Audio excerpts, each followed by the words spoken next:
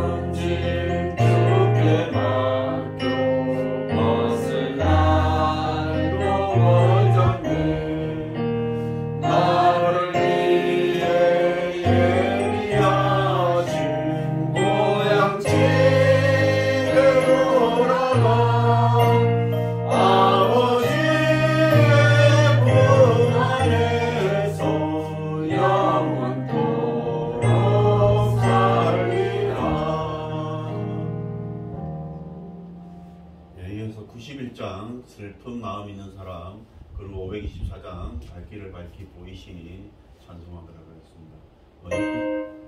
예.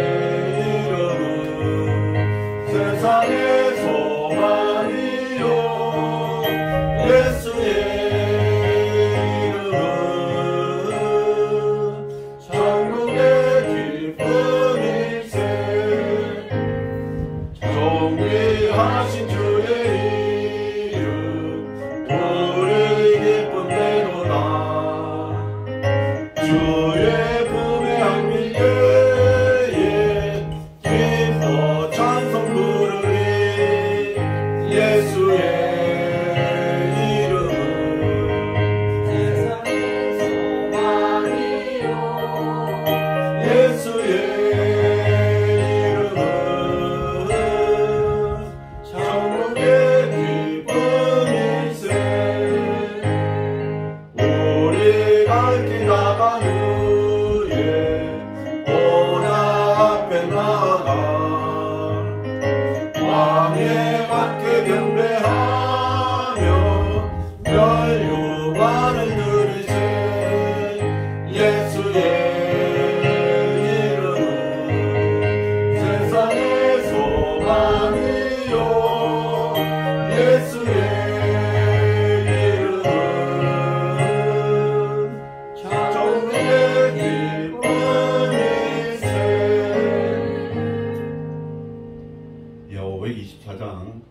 갈 길을 밝히 보이시니 524장입니다.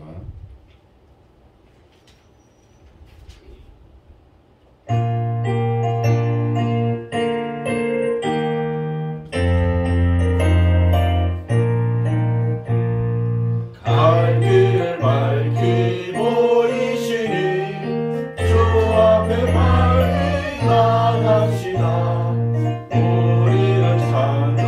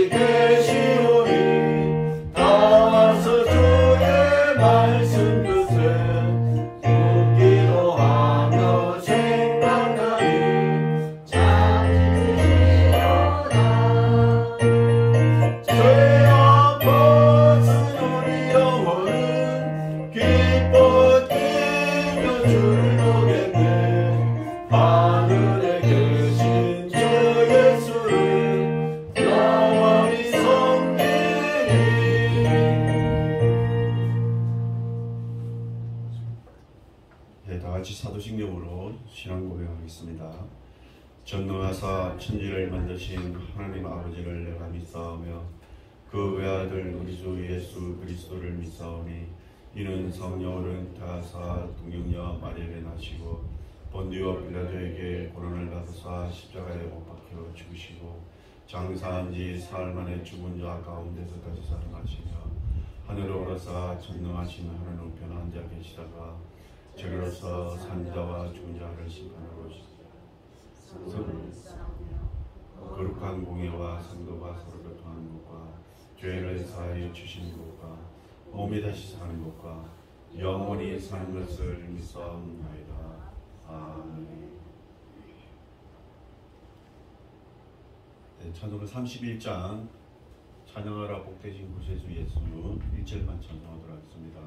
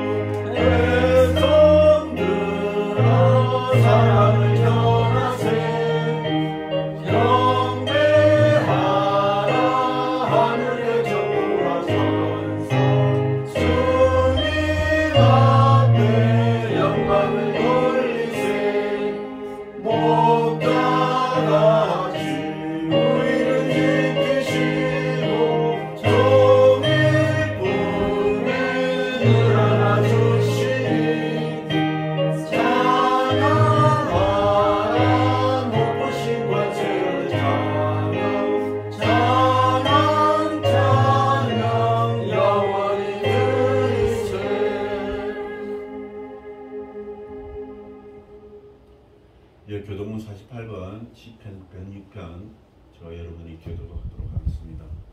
여호와여 주의 백성에게 베푸시는 은혜로 나를 기억하시며 주의 구원으로 나를 돌보사. 내가 주의 택하신 자가 형통함을 보고 주의 나라의 기쁨을 나누어 가지게 하사 주의 의사를 자랑하게 하소서. 우리가 우리의 조상들처럼 범죄하여 사악을 행하며 악을 시작하나이다. 우리의 조상들이 애굽에 있을 때 주의 기이한 일들을 깨닫지 못하며 주의 크신 인자를 기억하지 아니하고 바다 고통에서 구원하였나이다.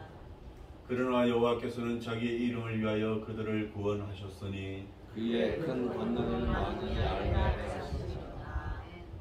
이에 홍해를 부짖으시니 곧 마르니 그들을 인도하여 바다 건너가기를 마치 광야를 지나감 같게 하사 그들이 그 미워하는 자의 손에 구원하시며 그 원수의 손에서 구원하셨고 그들의 대적들을 물로 덮으심에 그들 중에서 하나도 살아남지 못하였도다.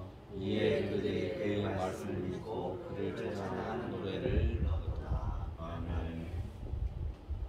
이 시간에는 각자 서로는 기도의 점을 가지고 또 이런 교회를 위하여서 이 나라 대한민국을 위해서 합심해서 기도하도록 하겠습니다. 다 같이 기도하겠습니다.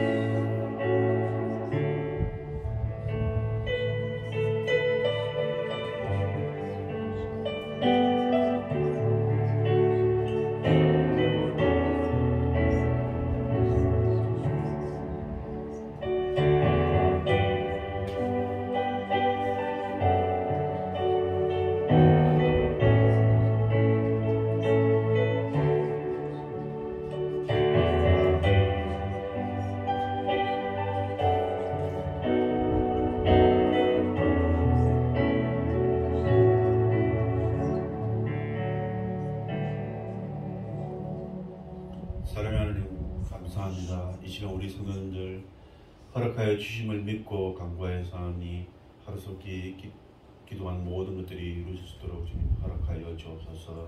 오늘 말씀을 전하신 이성 목사님과 주님 함께 하시고 그 말씀을 통하여서 하나님께 영광이 되며 듣는 이들에게 은혜가 되는 시간이 되게 하여 주옵소서. 예수님의 이름으로 기도드렸습니다. 아멘. 찬송가 254장 내 주의 보혈은 3절까지 부르도록 하겠습니다.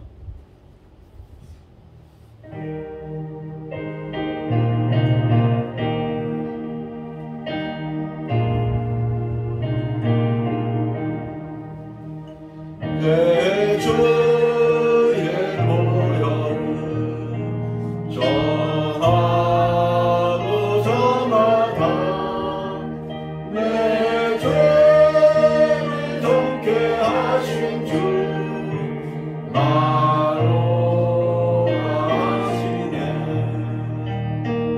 내가 주께로 지금 가오니 십자가의 보혈로 날 씻어주소서. 나 가로 주의로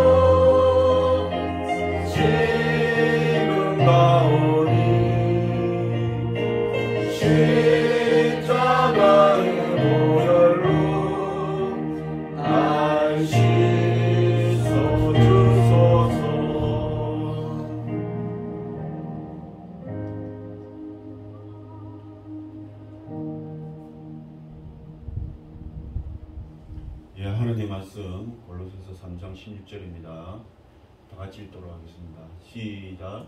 그리스도의 말씀이 너희 속에 풍성히 임하여 모든 지혜로 피차 가르치며 권면하고 시와 찬송과 신령한 노래를 부르며 감사하는 마음으로 하나님을 찬양하고.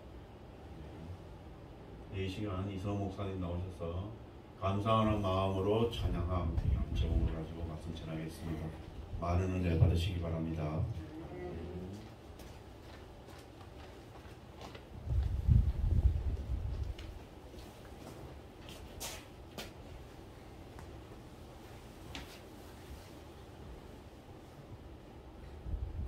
네, 감사합니다. 기도하겠습니다.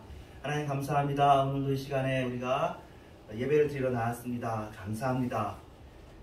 또 오늘 미참한 발걸음도 있습니다. 하나님 그분들도 주님을 향한 마음이 있사오니 부드러워 주시옵소서.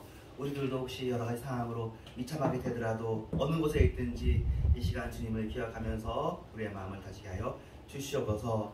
우리가 주님의 나라 갈 때까지 주님 안에서 주님 안에 평안을 누리며 살기를 원합니다. 그렇게 해주시면 감사합니다. 예수님의 이름으로 기도합니다. 아멘.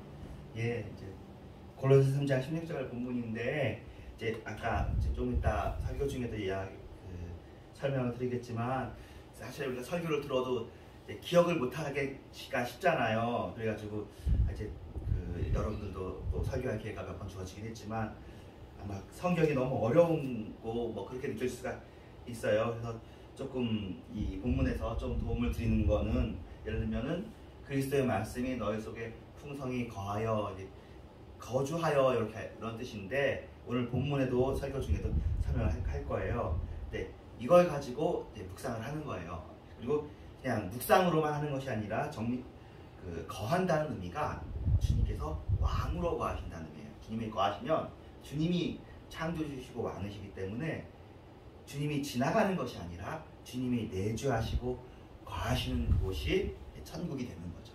주님께서 우리의 왕이 되어 주시는 거죠. 그러면 그쪽이 하나님의 나라가 되어지는 거예요. 그냥 그리스도의 말씀이 거하여라는 것. 그냥 이거는 이제 이렇게 설명해 주면은 도움이 되지만 그러지 않으면 그냥 지나가잖아요. 그것들을 이제 오늘 본문에도 또 다시 한번 설명하겠고요. 그리고 모든 지혜로 피차 가르치며 모든이라는 게 중요한 거예요. 성경 말씀에서는 이 세상에서도 지혜로 가르치는 건 있잖아요. 근데 모든 지혜가 되려면 이건 성령 안에서 가능한 것이고 삼위일체 내에서만 모든 지혜가 가능한 겁니다. 하나님께 지혜가 있으니까 시와 찬송과 신령한 노래를 부르며 감사하는 마음으로 하나님을 찬양하고. 그래서 오늘 제목이 하나님을 찬양하는데 우리의 마음이 감사하는 마음으로 하나님을 찬양하자, 이런 내용으로 말씀을 같이 나누려고 하는데 오늘은 이제 좀 내용을 글을 썼어요. 있고요. 자, 하나님을 찬양하는 이유가 무엇입니까? 우리가 하나님을 오늘 이 시간에도 또 예배와 함께 여러분들이 찬양을 많이 했고 저희가 찬양을 그래도 많이 하는 편이죠. 그래서 감사하고 좋고 찬양할 때마다 우리가 마음에 거리낌이 없고 마음에 평안하고 그렇습니다. 그러면 하나님을 찬양해야 되는 이유를 한번 성경에서 어떻게 본인이 성경에서 다투고 계시는지 모르는데 하나님께서 찬양 받으실 만한 분이시기 때문에 우리 하나님을 찬양한다. 이거는 뭐 앞뒤가 같죠. 하나님께서 찬양 받으실 만한 분이시다. 이것을 믿는 게 기독교죠. 이게 하나님을 미워하면 찬양이 안 나오죠. 하나님께서 그런 훌륭한 분이시라는 것, 하나님께서 그런 귀하신 분이시라는 것을 우리가 인정할 때에 하나님을 찬양하는 거잖아요. 그래서 사실 여타 종교 중에 정말로 찬양이 많이 발달한 게 기독교예요. 하나님을 찬양하는 것을 그냥 말로만 하는 것이 아니라 거기에 곡조를 싣고 몸을 싣고 해서 거기에 시간을 많이 들이는, 그게 이제 우리가 믿는 이 신앙의 특징인데요.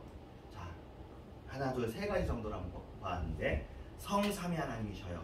하나님 자체가 성삼위로 아주 풍성하게 그 안에 사랑으로 이렇게 하시는데 성부, 성자, 성령 하나님께서 세상을 이렇게 만드셨는데 이 세상의 아름다움을 보면 하나님을 찬양하게 되죠. 우리를 보면 하나님을 찬양하게 돼요. 우리를 얼마나 신묘막측하게 지으셨는지, 또 이 세상을 얼마나 그렇게 지으셨는지. 물론 세상에 죄가 있는 것은 참 한탄스러운 일이고, 타락이 있는 건 참으로 한탄스러운 일이고, 우리가 연약한 건 너무나 한탄스러운 일이고, 우리가 죽을 수밖에 없다는 것, 또 병도 들고 사건과 사고가 생기고, 우리의 지혜가 무한한 한정이 있고, 우리 사이에도 또 갈등도 생기기도 하고, 또 원하지 않는 일들이 생기는 건 너무나 안타까운 일이고, 또 피조 세계 내에 또 생존 경쟁이 있는 건 안타까운 일이지만, 그런 일에도 불구하고 생명은 너무나 귀한 일인 거예요. 존재가 너무 귀한 거예요. 존재하는 것이 아름다워, 행복해. 생명으로 존재하는 것이, 그냥 무생물로 존재하는 것이 아니라 생명으로 존재하는, 그리고 이 생명을 유지할 수 있도록 하는 것이 이 피조 세계에 있어요. 더구나 이것들을 이렇게 지혜롭게 발달시킬 수 있도록 우리를 사람을 만드셔가지고 이렇게 문화를 정말 발전하게 하시고, 이런 모든 일이 신기한 일이라고요. 정말 기가 막힌 일이라고. 우리가 어떻게 그런 것들을 누리며 사는지. 이 세상이 너무 좋은 곳이고, 자연이 너무 좋은 것이고, 인생이 너무 좋은 것이고, 또 우리에게 베풀어주신 가정이라는 것이 얼마나 훌륭한 제도이고, 또 국가도 나름대로 단점은 있지만 이게 얼마나 또 감사하고, 학문도 그렇고 굉장한 일입니다. 우리가 누리고 있는 것이 너무나 좋아요. 우리가 그래서 죽기가 싫은 거죠. 너무나 훌륭한 세상에 이 세상에 살고 있습니다. 이 세상이 존재 가능한 것이 성부, 성자, 성령 하나님의 창조로 인해서 가능하게 되었다는 것을 우리가 알게 되었으니, 몰랐을 때는 모르지만 알게 되었으니 하나님을 찬양할 수밖에 없는 거죠. 이 놀라운 세상, 놀라운 우리, 놀라운 이 또 교회. 교회는 이제 두 번째죠. 이 세상을 만들었는데 그냥 이렇게 살다가 죽어도 우리가 뭐 불만이 없는 거죠. 그러는 이게 답이라면, 그렇죠? 다 그러는 거니까 모든 피조물이 살다가 죽는 건데, 그리고 뭐 이 세상에 죄가 있지만 그 죄를 가지고 하나님께까지 누가 책망을 하겠어요? 우리끼리 죄를 짓는 거니까. 그런데 알고 봤더니 이 죄에 우리만 원인이 있는 것이 아니라 이 죄의 원인에 사탄이 원인이 되어가지고 우리가 유혹을 받아서 죄를 지었고, 그래서 우리가 이렇게 이 세상에서 서로 때로는 속고 속이며 화를 내고, 또 우리 뭐 자존심을 세우고 막 이런 일들이 있는 것에 이유가 있다는 것을 알려주는 거예요. 그런데 그 이유가 있는 것만 알려주는 것이 아니라 그것을 해결할 방법도 알려주셨는데, 처음에는 그 해결할 방법이 그냥 하나님의 말씀대로 따라 사는 율법인 줄로 알 시대가 오래된 거잖아요. 이스라엘은 그 율법을 주셨으니까, 하나님이 주신 율법이니까 얼마나 감사하고 고마워요. 사람끼리 만든 율법도 지키며 살면 되는데 하나님이 주신 율법을 주셨는데, 십계명으로 주시고 레위기와 신명기에 동일한 내용이지만 레위기의 내용이 신명기에 반복되거든요. 근데 겹치면서도 약간 차이는 있어요. 근데 확장시키신 거란 말이에요. 10개의 계명을 확장시키시고, 짧게 보면 하나님을 사랑하고 하나님을 신명기 6장 4절에 나오는 주 하나님을 기억하고 주 하나님만 섬기는 건데, 그것을 둘로 나누면 이웃을 사랑하는 것이고, 확대시키면 십계명이고, 더 확대시키면 레위기에 신명기에 나오는 말씀들인데, 그 말씀들을 지키게 살면 좋을 텐데, 유대인들도 우리랑 똑같이, 그러니까 유대인들만 잘못했다고 할 게 아니라 우리도 똑같을 거예요. 형법을 쓰고 우리한테, 사람한테 유리할 때는 그 율법을 사용하고 사람한테 불리할 때는 그 율법을 넘어가고, 이렇게 살았다는 얘기예요. 그러니까 지금도 사실은 율법 시대라고 할 수도 있지만, 근데 이 율법을 지나서 우리가 어떻게 서로 이제 나무라는 거죠. 나는 이 율법을 지켰는데 너는 안 지키느냐, 이런 시대를 지나가서 하나님께서 새로운 법을 주셨는데, 그 새로운 법은 무엇이냐면 예수로 이 율법을 다 완성하고 예수님께서 이 율법을 다 지키시고, 그러신 이후에 우리 안에 또 성령을 넣어주시기 위해서, 성령을 넣어주시면 어떻게 되냐면 이 율법을 지킬 힘과 동기와 능력을 넣어주시는 거거든요. 우리 안에 정말 아까 말한 것처럼 좌정하시겠다는 거거든요. 그렇게 하시려다 보니까 우리를 깨끗하게 해요. 우리의 죄인의 이 죄된 세상에 우리를 깨끗하게 하셔요. 우리를 깨끗하게 하는 것이 제사인데, 그 제사도 구약에도 제사가 있었지만 그 제사도 지키다 해서 불완전하게 지켰는데, 완전한 제사를 예수님께서 지켜주시고 율법도 예수님께서 다 지켜주시고 그런 다음에 우리는 다만 믿기만 하면, 근데 그 물론 우리의 믿기만 한다는 것이 입으로만 믿는 것이 아니라 삶으로 믿어야 되겠죠. 그래서 믿는 것이 정말 온몸으로 우리의 몸에 실려야 되겠죠. 참마음과 온전한 믿음으로 믿는 것이지 그냥 믿는다고 하면 안 된다는 건 예수님께서 말하잖아요. 나보고 주여 주여 하는 자마다 들어가지 못한다는 얘기는. 그런데 그렇게 할 수 있도록 주님께서 다 해주신 다음에 십자가의 고통에 우리가 뭐 동참한 게 없어요. 십자가의 고통에 우리들은 거기에 다 팔아먹은 가룟 유다 안에 우리가 들어있고, 예수님을 재판한 빌라도 안에 우리가 다 들어있고, 예수님을 배신한 제자들 안에, 그리고 또 부인한 베드로가 인간의 모습인데, 인간들은 예수님을 그렇게 버리고 배신하고 팔아먹고 재판하고 예수님이 잘못했다 그러고, 그런데도 불구하고 주님께서 우리를 용서하시고 우리에게 죄를 묻지 않으시고 하나님께 그 제사를 완성하시고 돌아가셨어. 그러면서 우리에게 성령을 부어주십니다. 그래서 이 세상에 구원이 있고, 그 구원의 수단으로서 교회가 있고, 그 구원의 수단으로서 그 전까지는 그러니까 성경 말씀이 이렇게 모아지지 않아 있고 그냥 두루마리만 있었던 것을 이 시대에 또 더더군다나 이렇게 성경 전체를 이렇게 묶어서, 그리고 교회도 또 그 이후에도 여러 차례 실수를 많이 하는데도 불구하고 성령으로 붙잡아 주세요 여기까지 왔으니 우리가 어찌 이것을 감사하지 않을 수 있습니까? 이 세상도 좋은 세상이고 훌륭한 세상이지만 우리에게 죄를 해결해 주시는 그런 구원을 주신 것이 놀랍다. 참 놀랍다. 구원은 이건 사람이 생각해서 만든 게 아니거든요. 놀라운 일입니다. 이런 구원을 주신 것을 생각하니까 찬송할 수밖에 없는 거죠. 세 번째로는 하나님 나라의 약속이 있어요. 근데 구원받아 그럼 이 세상 사는 동안에만 그래 주님 안에서 내가 구원받고 사는 것으로도 충분한데, 하나님 나라에 들어가요. 하나님 나라에 들어가면 우리 하나님 나라에 당연히 백성인데, 하나님 나라에 단순히 백성들로만 살아도 충분한데 우리들을 왕 같은 제사장으로 삼아주셔서 우리들에게 뭐 다스리는 게 어떤 것을 다스리는지 다 모르고 성경에서 보여주시는 만큼만 보여야 되겠지만, 그래도 우리들을 정말 열고울이든지 어쨌든 우리를 왕으로 삼아주신다는 것. 예수님이 왕이신데 우리들도 예수님의 친구로 부르셔서 예수님이 가지신 그 왕의 권위를 우리에게 나눠주시는 거죠. 그래서 예수님이 왕 중에 왕이시고 우리가 왕이잖아요.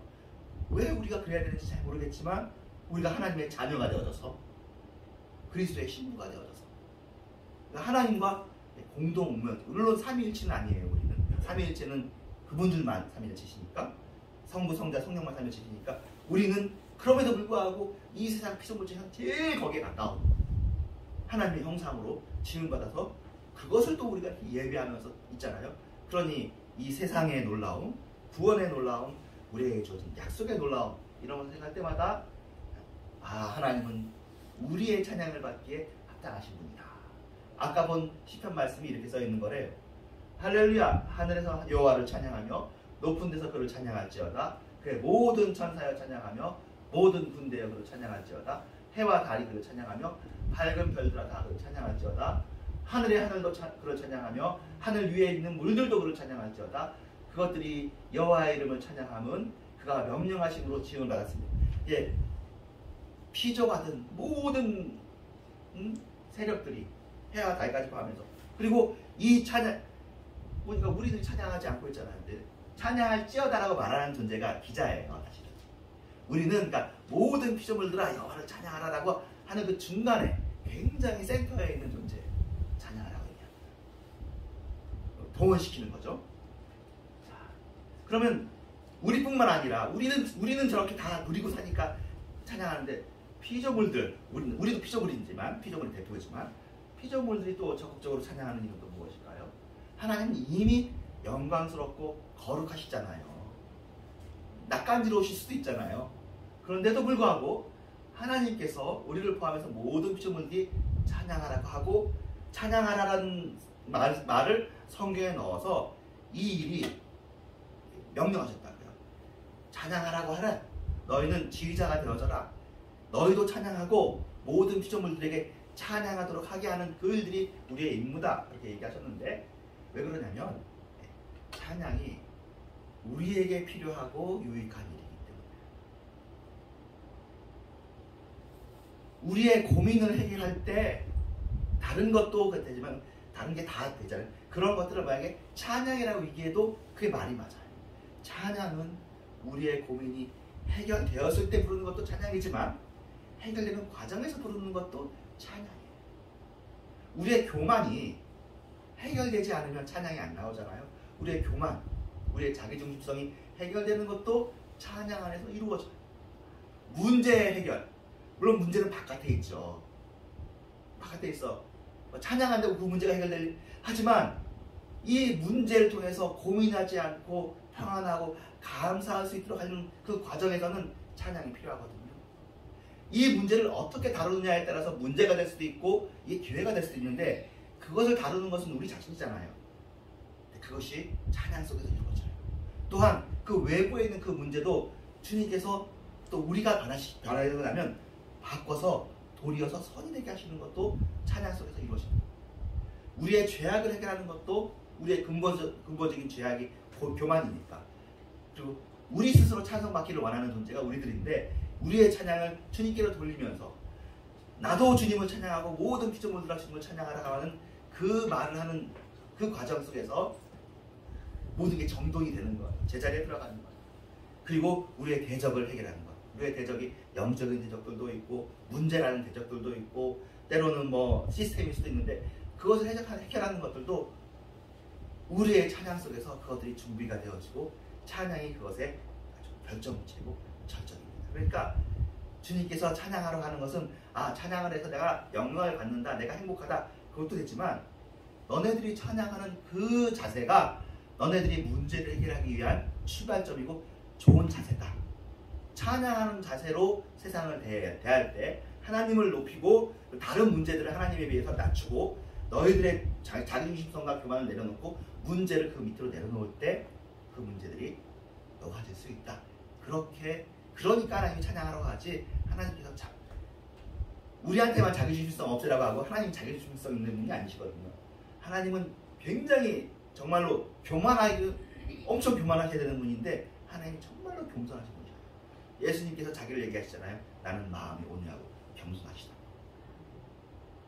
그러니까 우리가 교만한 사람 보면 이상하고 겸손한 사람 보면 좋은 게 우리를 만드신 하나님이 겸손하셔요. 우리를 만드신 하나님이 온유하셔요. 그러니까 온유하고 겸손한 사람을 볼 때 우리의 마음이 푸근하고 좋은 거거든요. 그런데도 불구하고 주님이 찬양하라고 하는 것은 너네들의 문제는 찬양하지 않고 문제만 생각하는 게 문제다. 너네들의 문제는 찬양하지 않고 너네들만 높이려고 하는 게 문제다. 이걸 해결하려면 찬양으로 돌아가라. 찬양을 받아서 나도 내가 뭐 즐거운 그런 것도 되겠죠. 물론 주님께서도 또 받으시는 영광을 받으시니까 그렇지만 이게 우리한테 필요하고 유익하니까 우리에게 찬양을 하러 갑니다. 실제로 여러분 그렇잖아요. 우리가 찬양을 할 때 우리의 마음이 가벼워지고 시원해지고 하나님께 높여지게 되죠. 자, 같은 내용이지만 이렇게 얘기해요. 근데 이 세상에서는 찬양을 도둑질해 가는 힘과 세력이 있어요. 예, 중력처럼 아주 이게 강력한 힘이 있어요. 그리고 우리는 이런 유혹 속에 참 노출되어 있습니다. 예. 찬양을 빼앗아가고 찬양하는 마음이 이게 사그러들게 하는 그런 게 우리에게 약해요. 우리가 그런 것에 우리 귀가 참 기울어져 있어요. 그래서 심지어는 하나님을 경배하기로 선택된 그리스도인들이 하나님의 찬양 그 시간조차도 우리의 마음이 빼앗길 때가 있는 거죠. 네, 그래요. 아주 하나님도 적극적으로 전세계를 향해 들어가시지만 악의 힘들도 우리를 그냥 하나님으로부터 분리시키려고 하는 힘들도 나름 노력을 하는 거죠. 이 세상에는 죄의 힘이 있으니까 물론 하나님의 힘이 이길 것이고 말씀이 이길 것입니다. 그렇지만 이게 존재하구나. 예수님도 예수님의 공생의 기간 동안에 사탄이 수도 없이 예수님을 틈타지 못하지만 예수님의 가장 가까운 제자들에게까지 예수님의 상황까지 막 틈타 들어오는 거 보면 우리를 틈타지 못하라는 법은 없는 거거든요. 그러니까 우리들에게 찬양을 빼앗아가는 너무나 당연하고 우리를 붙잡아주는 그 찬양을 빼앗아가는 힘이 존재합니다. 때로는 분주함으로 그렇게 될 수도 있죠. 예, 분주함 좋은 일이죠. 우리가 열심히 일하는 거니까. 근데 그 분주함으로 인해서 찬양을 하면서도 이제 마음이 분주할 수 있어요. 또 우리의 마음이 하나님으로 만족할 때 우리가 행복하고 우리가 딱 바로 돼 있어. 하나님으로 만족하면 우리가 참으로 행복한 일이야. 근데 우리의 마음이 너무 불편한 게 많은 거야. 만족이 안 돼. 우리의 마음이. 원래 찬양하면서는 주님으로 만족하고 주님께 영광을 돌리고 그러는 건데 우리의 마음이 그렇지 않은 순간이 있는 거죠. 심하게는 하나님에 대한 원망도 있는 거야. 물론 말로 표현을 못하지만 원망이 있어. 아쉬움이 있는 거야. 찬양으로 이겨내야 되는데도 불구하고 이겨지지가 않아. 연약한 거죠. 근데 이런 일들을 하나님이 왜 허락하실까요? 예. 이런 일들을 허락하셔서 이런 일이 있어요. 또 이런 상황이 발생해서 이런 거지. 우리가 그냥 그런 건 아니잖아요. 이런 세력이 있어서 그런 거고 이런 일이 발생했어. 근데 이럼에도 불구하고 나중에 찬양을 해서 이게 회복되면 이게 반성이 되어져요. 그냥 하나님께만 계속 있는 천사들보다 탕자가 아버지를 더 사랑하는 것처럼 찬양하는 마음, 찬양할 수 없는 마음이 되었다가 찬양하는 마음이 되어졌을 때 그 감격이 놀라운 일이라. 그래서 사람에게 어떻게 보면 죄와 타락을 하나님이 조장하신 건 아니지만 허용하신 것 같아요. 신기한 일이죠. 그래서 우리의 마음이 굳어진 거예요. 구원받아서 우리의 마음이 부들부들하고 말랑말랑하고 행복하고 그러다가 세상에서 당할 때는 굳어져 있는데 이거 찬양을 하면 이게 막 바로잡아지고 부드러워지는 거죠. 여러분에게 그런 일들이 있으셨습니다. 찬양하면서 즐거운 마음이 정말 우리의 마음이 막 지옥으로 떨어지는 것 같고 어둠으로 떨어지는 것 같고 다운되는 것 같고 정말 비참해지고 그럴 때 찬양으로 말미암아 회복되는 것을 이미 여러분이 경험을 하셨습니다. 우리는 하나님의 피조물입니다. 다른 피조물들도 그렇지만 피조물의 대표이고 피조물의 중심인 우리가 하나님을 찬양하는 것은 너무나 유익합니다. 하나님께 진심으로 정말 뜨겁게 찬양하고 경배하면 우리는 살아납니다. 우리는 우리의 마음이 살아나면 나머지도 살아나는 그런 피조물이에요. 우리의 마음과 영혼은 찬양함으로 살아나거든요. 그러니까 찬양이 참으로 행복하고 좋은 일이라서 하나님께서 우리에게 찬양을 명령하셨습니다. 그래서 감사하는 마음으로 찬양하는, 그거죠. 그러니까 찬양을 하되 외적으로만 하지 말고 감사하는 마음으로 찬양을 하면 행복한 거잖아요. 그러니까 감사하는 마음으로 찬양을 하자. 찬양과 감사를 통해 우리는 이제 주님한테 집중하게 되는 거죠. 그리고 감사의 마음으로 찬양하려고 마음을 먹어지는 순간 이제 그전에는 다른 일이 되게 커 보였어. 그런데 지금은 주님의 사랑이 큰 거죠. 다른 일들이 없어진 건 아니야. 여전히 나는 힘들고 때로는 아프고 그 상황은 존재하고 있고 때로 밀려오고 그 상황 생각하면은 밥맛도 없을 정도로 힘들고 그렇지만 찬양하는 그 순간은 세상과 나는 간 곳 없고 구속한 주만 보여. 아까 봤던 것처럼 약속을 바라보는 거죠. 현실은 우리를 막 침노에 들어오지만 그 약속을 바라봐요. 그 현실도 사실은 원래는 이렇게 현실이 그런 게 아니잖아요. 1번으로 하나님의 창조 때문에 우리가 사실 이 세상에서 누리면서 즐겁게 살아야 되는데 2번 현실, 죄 때문에 우리가 그런 일이 생기는 건데 그럼에도 불구하고 이미 주님께서 이 죄를 이기셨고 또 이기려 하실 거거든요. 그러니 우리가 그 사이에 그 전투에서 겪는 이제 아픔 있어요. 헌신과 희생이 있고 억울함도 있어요. 우리가 행복 찬양 다 외워보자고 그랬잖아요. 거기도 억울함이 나오고 그렇단 말이에요. 우리에게 가진 것이 많은 건 좋은데 우리 가진 것이 적고 그런 것이 있단 말이에요. 그럼에도 불구하고 찬양하는 마음으로 가면 그래, 주님의 사랑이 있으면 되지. 주님의 사랑 안에서 내가 행복하고 감사하지 않은 그런 어린아이와 같은 심정이 되는 거죠. 이게 구원이 신기한데요. 사람이 이런 마음을 먹는 것이 굉장히 신기한 거예요. 이건 정말 놀라운 거예요. 그리고 정서적으로 주님께 더 가까워지는, 정말 주님이 멀리 있다 느껴졌는데 이 일이 너무나 귀해서 하나님께서 우리에게 힘든 일들을 아까도 얘기했지. 하나님이 그 일을 기뻐하시진 않아요. 죄는 하나님이 항상 슬퍼하시고 하나님께서 멀리 하시는 일이지만 그것이 허용되는 일은 그 뒤에 이 놀라운 열매가 있기 때문에 찬송과 감사의 제사를 드리는 그런 놀라운 여러분 같은 사람들이 있기 때문에 그런 일들이 물론 제한된 범위 내에서 허락되는 것 같습니다. 시편 저자가 말합니다. 시편 22편 3절에 이스라엘의 찬송 중에 거하는 이여 거하시는 주여 주는 거룩하십니다. 주님은 거룩하신데 어디에 거하신다고요? 찬송 중에 거하신다. 그래서 아까 우리 골로새서도 얘기했죠. 거룩하신 하나님은 피조물의 찬송 중에 거하시는 분이셔요. 찬양 속에 거처를 마련하시는 거예요. 거처. 하나님은 미천하고 보잘것없는 우리의 찬양을 좋아하셔요. 우리가 또 감사함으로 찬양한다고 해서 감사함으로 찬양하지만 우리의 마음은 두렵고 떨림으로 가득하죠. 언제 저 일이 나를 삼킬지 모르니까. 여전히 그 상황은 있으니까 힘들잖아요. 힘들고 어렵지만 그래도 찬양을 한단 말이에요. 찬양할 때 마음이 또 아까 말처럼 분주할 수도 있고 때로는 하나님께 대한 원망이 남아있을 수도 있고 하나님께 대한 감사한 마음이 좀 적을 수도 있지만 그럼에도 불구하고 원망을 이기고 감사의 마음으로 돌려서 우리의 마음을 100% 감사로 채우면 아주 좋지만 그게 안 되고 40% 원망이 있지만 내 마음 중심이 원망은 아니고 60%가 감사로 돌리자. 원망을 이기자는 마음으로 돌렸으니까 마음 중심이 돌아섰으니까 마음 중심이라고요. 내 마음에 여기 서운함도 있고 힘든 것도 있어. 하지만 그럼에도 불구하고 찬양으로 나아갔다는 게 소중한 거예요.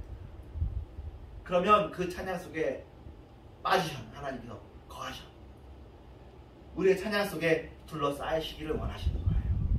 한 사람의 찬양도 귀하지만 많은 사람들이 한 마음으로 찬양을 하고 그 찬양 속에 잠기는 거, 우리들도 그 순간이 너무나 행복하고 좋지만 하나님도 그 순간을 즐기시기로 작정하신 거예요. 피조물의 찬양 속에 거하시기로 작정하시는 거죠. 하나님이 찬양을 즐거워하시고 음미하신다는 것은 너무나 놀랍고 감격스러운 거죠. 우리 같은 미천한 입술이 하나님을 찬양하는 성가를 쓰인다는 거니까. 하나님 찬양에 좌정하시는데 좌정하시면 다스리신다는 말이잖아요. 하나님이 우리의 찬양 속에서 우리의 왕으로 다스리실 줄로 믿습니다. 우리의 마음을 실질적으로 다스리시는 일들이 이미 명분상 믿음 안에서 그걸 다 이루시지만 찬양하는 그 순간은 우리가 더 확신 있게 믿을 수 있는 거죠. 찬양하지 않아도 하나님 우리를 다스려요. 그렇죠? 우리가 찬양하지 않아도 이미 하나님 찬양받아 주실 만한 분이에요. 찬양하지 않아도 하나님 우리를 다스리고 우리를 고쳐나오고 계셔요. 근데 찬양하는 그 순간 우리 자신이 찬양 속에 몰입되어 있으니까 우리가 하나님께서 우리를 왕으로 다스리시는 걸 우리가 깨닫는 거죠. 그래서 구원이라는 건 하나님께서 하시는 그 일을 내가 알아가고 내가 느껴가는 그런 과정인 것 같아요. 하나님은 하나님의 일을 늘 하시고 계십니다. 그런데 그 하나님의 그 놀라운 구원을 얼마만큼 내화시키느냐, 나의 구원으로 만들고 내가 행복해지고 내가 하나님을 더 누리느냐, 이게 이제 우리의 성화 과정인데 그 성화 과정에서 찬양이 아주 필요하고 도움이 됩니다. 그래서 모든 찬양 자체가 가사가 세상 가운데 하나님이 왕이시다, 하나님이 다스리신다는 것을 선포하는 내용입니다.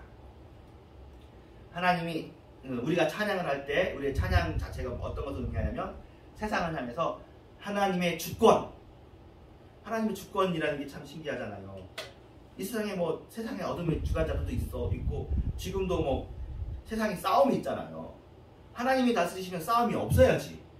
그런데 싸움이 있는 이 세상을 향해서 우리가 찬양을 하는 건 싸움이 있는 이 세상은 잠시고 영원한 하나님의 나라가 영원하다라는 것을 고백하는 거란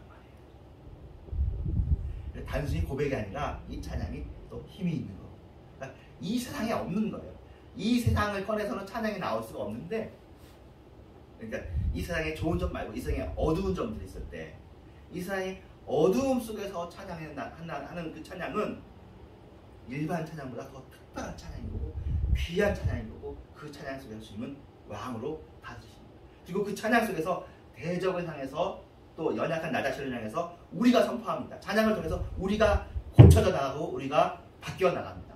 그리고 하나님께서 다스리신다. 하나님이 왕이시다. 하나님이 주님이시다. 하나님이 옳다. 그리고 이 세상은 이기신다. 하나님께서 주장하신다.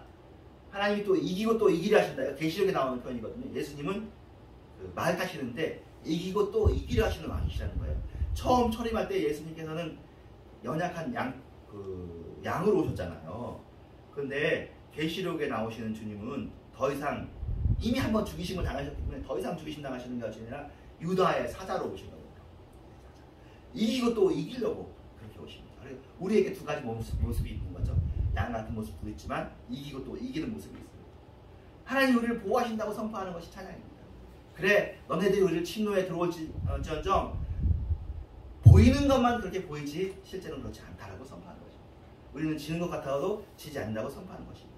이 내용을 이미 한번 설명했지만 시편 22편의 내용으로 마무리하면서 오늘 이야기를 이제 다시 한번 랩업할 텐데요.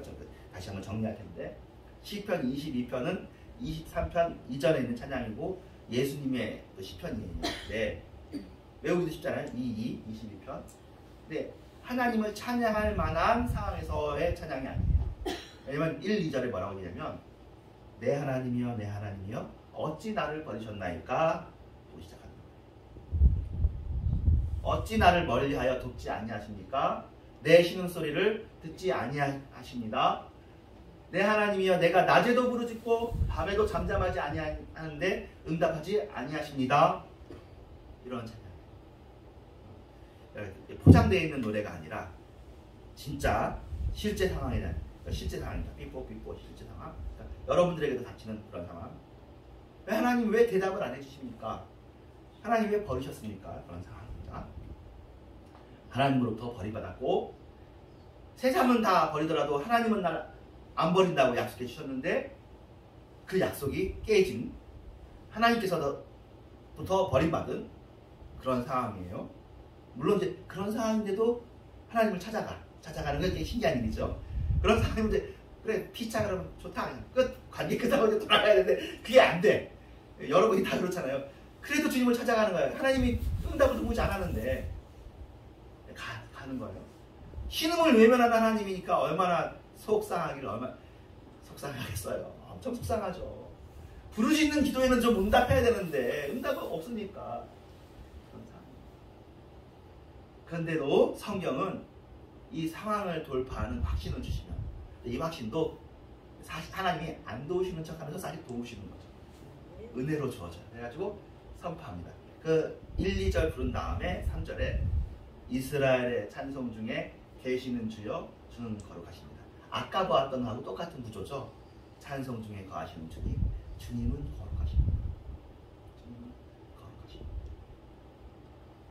그렇습니다. 내 인생에 대한 권리를 내가 당연히 누려야 하는 권리들을 우리가 못 누리고 있는데 그럼에도 불구하고 주님은 옳습니다. 이게 거룩하시다는 뜻인데 주님이 옳습니다. 그리고 주님께서 나를 회복해 주실 수 있을 것입니다. 그렇게 하는 거죠. 따라해 볼까요? 이스라엘의 찬송 중에 계시는 주여. 주는 거룩하시니이다. 네. 뭐 아까 1, 2절 상황이 여전히 있는데 이스라엘 찬송 중에 계시는 주님은 거룩하십니다. 뭐 하겠다는 얘기예요? 찬송하겠다는 얘기죠.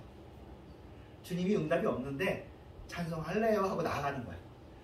장벽을 뛰어넘고 주님한테 나아가야 방법이 있지 뭐. 그래도 딴 방법이 있어야 뭐 딴 데를 갈 텐데 나갑니다. 그렇습니다. 우리의 마음이 하나님을 찬양할 수 없는 상황으로 성령 충만이 아니라 상황 충만, 어려움 충만, 갈등 충만이 될 수도 있어요. 여러 가지 어려움이 막 몰아치는 거예요. 평상시는 괜찮은데 어쩌 하필이면 그렇게 막 몰아치는지. 환경 속에서 낙담과 절망의 소나기가 막 퍼부어요. 그래서 하나님을 찬양하기는 그냥 끽소리도 아무 소리도 못할 그런 상황이 될 수도 있어요. 그런 상황이 지금 우리한테 닥칠 수도 있고 그런 상황이 닥친 분들도 계시는 겁니다. 그럴 때 조심하면서 얘기해야 되죠. 그래도 하나님을 찬양하십시오 얘기를 우리는 기도로 해야 되는 거예요. 그러지 않으면 난 찬양이 너무 안 되는데 막 그런 일이 막 닥쳤어. 그 상황 거치고 이게 과정을 겪어서 단단해지고 난 다음에 나중에 찬송이 나오거든요. 근데 아직 찬송할 마음의 준비가 안 됐는데 그래서 찬송하면 돼 얘기하면은 모욕하는 것처럼 느껴지고 막 죄인으로 몰아가는 것처럼 느낄 수도 있어요. 그러니까 기도하면서 신중하고 지혜롭게 때로는 말로 하는 것보다 대신 기도하면서 도와주는 게 좋을 수도 있어요. 근데 이건 나하고 하나님과의 관계거든요. 옆에서 얘기해 줄 일이 아니라. 근데 우리 본인 자신도 얼마나 찬송하고 싶겠어요. 너무 힘드는데 찬송이 안 나오는 거예요. 본인도 알아. 머리는 알아. 머리는 아는데 마음이 안 되는 거거든요.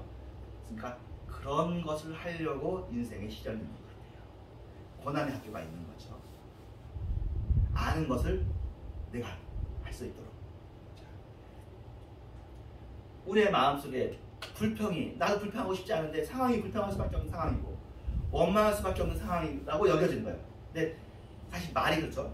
불평할 수밖에 없는 상황이라는 것이 내 생각인데 나중에 보면 불평할 수밖에 없는 상황이지만 찬송할 수 있는 상황인 거예요. 그렇죠?